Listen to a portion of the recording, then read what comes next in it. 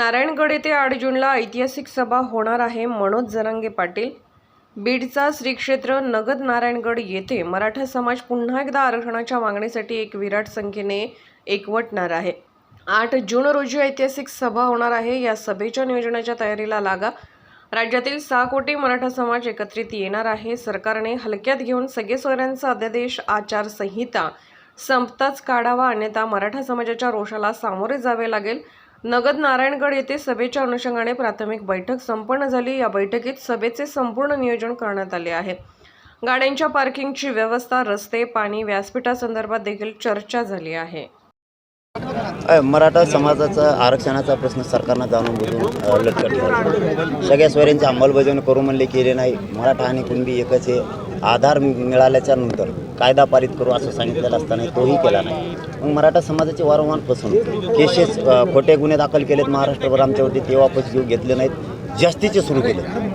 आणि आता आचारसंहितेच्या नावाखाली पुन्हा गुन्हे दाखल, महिलांवरती गुन्हे दाखल. मग हा जर अन्याय आता बंद करायचा असेल तर आम्हाला पुन्हा एकदा मराठ्यांना एकत्र आल्याशिवाय पर्याय नाही.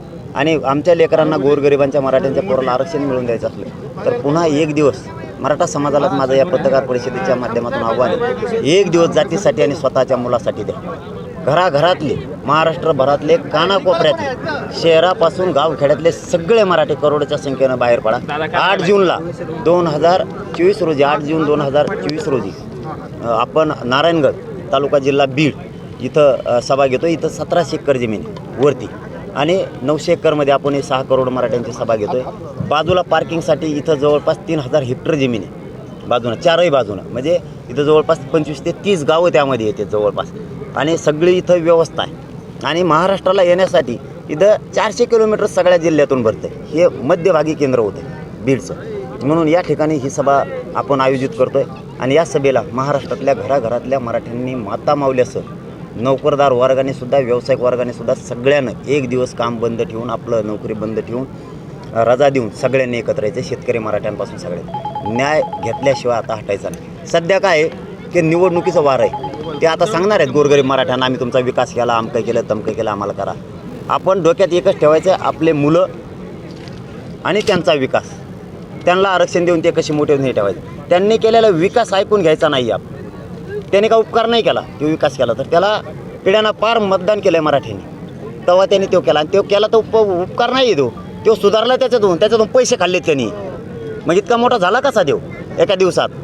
तो 20 वर्षापूर्वी काय होता, मोटरसायकल नव्हती, आज त्यातला पैसे मोजता येत नाहीत. हे की विकासाच्या नावाखाली खाल्लेलेच पैसे आहेत. त्याच्या पोराचा त्याचा झाला विकास, आमच्या पोरांचं झालं वाटोळं इथं. म्हणून आपल्याला ही सभा यशस्वी करायची, ही झाल्यातच जमा आहे. मराठे एकही घरी राहणार नाहीत. माझा आजच शब्द आहे तुम्हाला, एकही राज्यातला मराठा घरी राहणार नाही. मग मुंबई शहरापासून, उपमहानगरापासून, पुण्यापासून, नागपूरपासून मोठमोठ्याले जेवढे सिट्या आहेत, एकही मराठा घरी राहतो. उद्या सकाळपासूनच मराठे तयार लागले. फक्त रक्तात मराठ्यांनी आरक्षण ठेवा, राजकारण ठेवू नका. पण